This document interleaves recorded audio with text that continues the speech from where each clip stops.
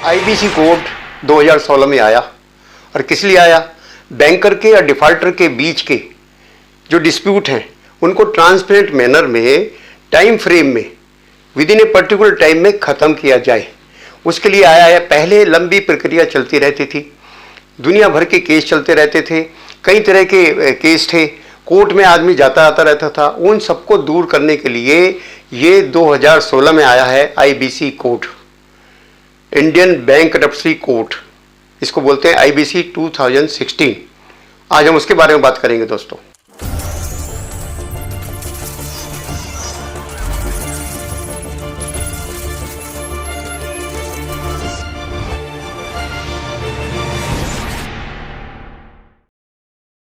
CA के गुप्ता आज फिर हाजिर है आपके लिए लेकर धन की बात। धन की बात में हम बात करते हैं धन की, कि धन कमाने की लालसा हर एक व्यक्ति में होती है। तो हम इस प्रोग्राम में बात ये भी करते हैं कि धन कैसे कमाया जाए, धन का इन्वेस्टमेंट कैसे किया जाए, ये सारी चीज़ आज हम लेके आए हैं आपके लिए आईबीसी 2016। आईबीसी 2016 इसलिए आया है कि जो रिश्ते हैं बारोवर के और बैंकर के, फाइनेंशियल इंस्टीट्यूशन के साथ बारोवर के जो रिश्ते हैं, उनको अगर डिफॉल्ट हो गया है तो उनका निपटारा किया जाए, जिसको बोलते हैं रेजोल्यूशन। ये रेजोल्यूशन का समय है कि हम उसको जल्द खत्म करें बजाय इसके, क्योंकि जितनी भी प्रॉपर्टी है बारोवर के पास वो सीमित है, जो प्रोजेक्ट है वो सीमित है, वो बढ़ेगा नहीं, एंड उस पर इंटरेस्ट डेली बढ़ता रहेगा। एंड पहले क्या होता था कि पहले कोर्ट में जाते थे, सरफेसी एक्ट में चले जाते थे, कोर्ट में चले जाते थे, रिकवरी कोर्ट में चलता रहता था, एंड आप अपने कोर्ट में अपना जीवन खराब कर लेते थे। ये मास्टर स्ट्रोक आया दोस्तों 2016 में कि जब आपसे कोई डिफॉल्ट हो जाता है तो आप एनसीएलटी को अप्रोच करें। इसमें क्या होता है, ये अपने आप हाथ खड़े कर रहे हैं कि मेरे से ये प्रोजेक्ट नहीं चलेगा, ये प्रोजेक्ट मैं देना चाहता हूं। अब आपको बताता हूं इसमें इसकी प्रक्रिया क्या है। इसमें 3 तरह की एप्लीकेशन लगती हैं। सबसे पहली एप्लीकेशन कौन लगा सकता है? Financial creditor. वो कोई बैंक हो सकता है, फाइनेंशियल इंस्टीट्यूशन हो सकती है, जिनका आपने डिफॉल्ट किया है, वो आपके अगेंस्ट एनसीएलटी को अप्रोच कर सकते हैं। वो एनसीएलटी को अप्रोच करेंगे, सेक्शन 7 में वो एनसीएलटी को अप्रोच करेंगे कि ये कॉर्पोरेट ने मेरे को डिफॉल्ट किया है, इस कॉर्पोरेट ने डिफॉल्ट किया है, हमारा पैसा नहीं दिया है, इसके अंदर पैसे की लिमिट कितनी होनी चाहिए? डिफॉल्ट जो है 1 करोड़ का होना चाहिए। अगर 1 करोड़ से नीचे का डिफॉल्ट है तो एनसीएलटी को अप्रोच नहीं कर सकते। ये कोड उनके लिए नहीं बना है, ये कोड बना है उन लोगों के लिए जिनका डिफॉल्ट 1 करोड़ से ज़्यादा है। आप समझ रहे हैं? सेक्शन 7 और आईबीसी कोड 2016 में फाइनेंशियल क्रेडिटर और फाइनेंशियल इंस्टीट्यूशन उस कॉर्पोरेट के अगेंस्ट जा सकते हैं, वो अपनी एप्लीकेशन फाइल कर सकते हैं। तो वो फाइल कर सकते हैं सेक्शन 7 में। इसके बाद कौन फाइल कर सकता है? Operational creditor. अभी आपने बात की फाइनेंशियल क्रेडिटर की, अब ऑपरेशनल क्रेडिटर। ऑपरेशनल क्रेडिटर कौन होते हैं?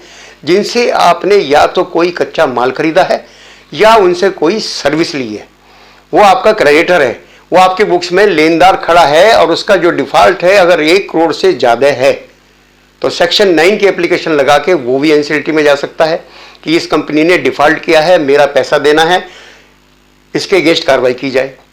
इसी तरह से ये तो आपका देखिए क्रेडिटर जाते हैं, कई बार तंग आकर जो कॉर्पोरेट डेटर है खुद स्वयं जिसने डिफॉल्ट किया है वो भी अपनी एप्लीकेशन लगा सकता है सेक्शन 10 में। दोस्तों सेक्शन 10 में वो एप्लीकेशन लगा के ये बताएगा कि मेरे से ये डिफॉल्ट हो गया है, मैं इसको नहीं चला सकता।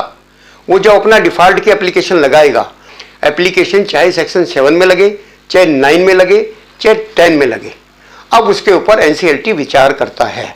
सभी स्टेक होल्डर्स को नोटिस दिया जाता है, वो सब आते हैं। अगर किसी का कोई ऑब्जेक्शन नहीं है और एनसीएलटी समझता है कि ये है ना एप्लीकेशन फिट है, इसको अप्रूव किया जाए, तो इसको अप्रूव किया जाता है। और इस पर अप्रूव होने के बाद एक आरपी लगाया जाता है, जिसको बोलते हैं रेजोल्यूशन प्रोफेशनल।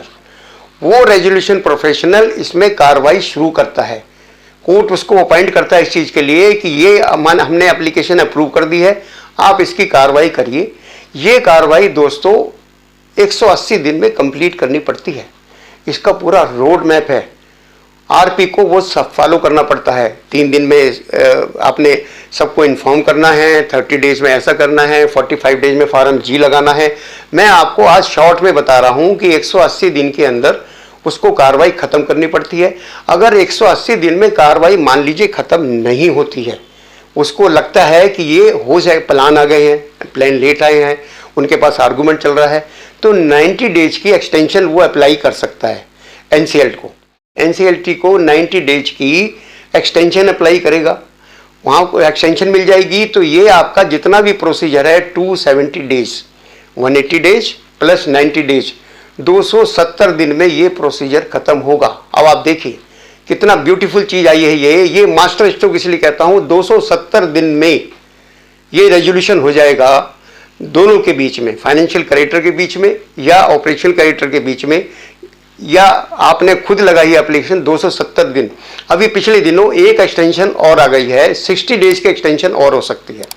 तो कुल मिला के दोस्तों 330 दिन में ये पता चल जाएगा कि इसका रेजोल्यूशन हो रहा है या नहीं हो रहा है। अब ये कोई जरूरी नहीं होता कि रेजोल्यूशन हो ही जाए, या तो किसी ने प्लान नहीं लगाया। अगर प्लान लगाए तो सीओसी कमेटी ऑफ करेक्टर्स उसको अप्रूव नहीं करती है तो क्या होगा? 330 दिन के बाद अगर कोई प्लान सक्सेसफुल नहीं आता है तो आरपी अप्रोच करेगा अगेन एनसीएलटी को कि इसमें कोई प्लान आया नहीं है, अगर आया है तो वह अप्रूव नहीं हो रहा है, इसलिए मुझे इजाजत दी जाए, मुझे परमिशन दी जाए कि मैं इस कंपनी को डिसॉल्व करूं, लिक्विडेशन में ले जाऊं। और लिक्विडेशन में ले जाने की जब परमिशन मिल जाती है तो आरपी लिक्विडेटर का काम करता है दोस्तों। वो आरपी उस कंपनी को लिक्विडेट करेगा और लिक्विडेट करके उनकी सारी एसेट्स को बेच देगा, और सारी एसेट्स को बेचने के बाद सभी स्टेक होल्डर को एक जो इनकी प्रायोरिटी प्लान दिया हुआ है एनसीएलटी से, उसके हिसाब से पैसा देगा। उन्होंने एक बताया है, उसको बोलते हैं वाटरफॉल मैनेजमेंट, उसको नाम दिया गया है। उसके अंदर सबसे पहले आरपी क्या करेगा, जो इसकी सीआईआरपी की कॉस्ट है, उसकी फीस है, उसके खर्चे हैं आरपी के, वो सारे क्लेम करेगा। और दूसरे नंबर पे आते हैं वर्कमैन को पैसा मिलेगा। कंपनी के वर्कमैन जिन्होंने कंपनी के लिए खून पसीना बहाया है दोस्तों, उनको पैसा मिलेगा पूरा। उसके बाद कौन आएगा? आपका सिक्योर्ड क्रेडिटर आ जाएगा, उसको पैसा मिलेगा। ये सिलसिला चलता रहेगा, शेयर होल्डर तक जाएगा। शेयर होल्डर को भी कुछ पैसा मिल सकता है अगर कंपनी की एसेट बेचने के बाद सबका निपटान करने के पास उनको कुछ बचता है। अब मैं इसमें बताता हूं कि मान लीजिए पूरा पैसा मिल गया, सीआईआरपी का कॉस्ट का पूरा पैसा देने के बाद वर्कमैन को पूरा पैसा दे दिया गया। इसके बाद फाइनेंशियल करेक्टर की बारी आती है। अगर फाइनेंशियल करेक्टर मान लीजिए 2 हैं या 3 हैं, एक ने 10 करोड़ दिया है, एक ने 5 करोड़ दिया है, एक ने 8 करोड़ रुपए दिया है, तो टोटल डेट कितना हो गया? 23 करोड़ का। एंड कंपनी को जो अब पैसा वर्कमैन देने के बाद अगर फॉर एग्जांपल 4 करोड़ 60 लाख रुपए बचता है, 4 करोड़ 60 लाख बचता है, 23 करोड़ की देनदारी है, तो इसका क्या मतलब होगा? प्रोपोर्शनेट पैसा उनको क्रेडिटर को मिलेगा। कितना मिलेगा? 20%। अगर एक बैंक ने 10 करोड़ रुपए दिया है तो उसको 2 करोड़ मिलेगा, एंड और किसी को कुछ नहीं मिलेगा। वाटरफॉल मैनेजमेंट के हिसाब से नीचे पैसा नहीं जा रहा है और लोगों को नहीं मिलेगा, किसी स्टेक होल्डर को और पैसा नहीं मिलेगा। इसमें क्या होगा कि इसके बाद कोई भी डिस्प्यूट बाकी नहीं रहेगा। कोई भी केस कोर्ट में चल रहा हो कॉर्पोरेट डेटर के अगेंस्ट, उसमें कुछ नहीं होगा, कोई कार्रवाई नहीं होगी। जो आरपी है सब जगह इन्फॉर्म कर देगा कि इसमें सीआईआरपी प्रोसेस पूरा हो चुका है, कंपनी लिक्विडेशन में जा चुकी है, और ये सबका डेट हमने जो भी बनता था as per procedure, as per priority वो दे दिया है। तो दोस्तों ये बहुत बढ़िया एक कोड आया है, इसका जो मेरे कॉर्पोरेट भाई हैं उसका इस्तेमाल कर सकते हैं। बजाय इसके कि लंबी प्रक्रिया कोर्ट में आप घूमते रहें, इस कोड की शरण लें, इससे आपको जल्दी आपकी समस्या से निजात मिल सकती है। ये कोड वैसे तो ये आया है सभी के लिए लागू होगा, पर अभी ये सिर्फ कॉर्पोरेट डेटर्स के लिए ही लागू है। आने वाले समय में ये इंडिविजुअल के लिए, पार्टनरशिप के लिए और प्रोप्राइटरशिप के लिए सभी के लिए लागू हो सकता है, पर आज की डेट में इसको पार्टली सिर्फ कॉर्पोरेट डेटर के लिए लागू किया गया है। तो इसका आप सभी लोग फायदा उठाएं। चाहे एप्लीकेशन सेक्शन 7 में फाइल की जाए, चाहे सेक्शन 9 में फाइल की जाए, चाहे सेक्शन 10 में फाइल की जाए। दोस्तों एक चीज देखिएगा, जब भी कोई भी एप्लीकेशन फाइल की गई और वो एनसीएलटी से अप्रूव हो जाती है, तो जो देनदार है, कॉर्पोरेट डेटर है, उसका काम खत्म हो गया दोस्तों। क्योंकि आरपी अपॉइंट होने के बाद उनसे सारे प्रोजेक्ट को हैंडओवर उनको करना पड़ेगा। सारे पेपर, सारी बुक्स वो आरपी आपसे ले लेगा। आपकी लाइबिलिटी खत्म हो गई। Towards the people, towards the stakeholders आपकी कोई लाइबिलिटी नहीं रह जाती। तो कुल मिला के एप्लीकेशन कोई भी लगाए, चाहे कॉर्पोरेट डेटा लगाए सेक्शन 10 में, चाहे ऑपरेशनल क्रेडिटर लगाए सेक्शन 9 में, चाहे फाइनेंशियल क्रेडिटर लगाए सेक्शन 7 में, होता क्या है कि दो जनों का डिस्प्यूट है। जिस दिन वो एप्लीकेशन एडमिट हो जाएगी आपकी एनसीएलटी से, कॉर्पोरेट डेटर जो है वो तो फ्री हो जाता है, उसका कोई मतलब नहीं रह जाता। प्रक्रिया चलेगी और वो 330 दिन के अंदर खत्म होगी। अगर वो खत्म नहीं होती है तो वो लिक्विडेशन में जाएगी। तो कॉर्पोरेट डेटर तो उसी दिन ही बाहर हो जाता है।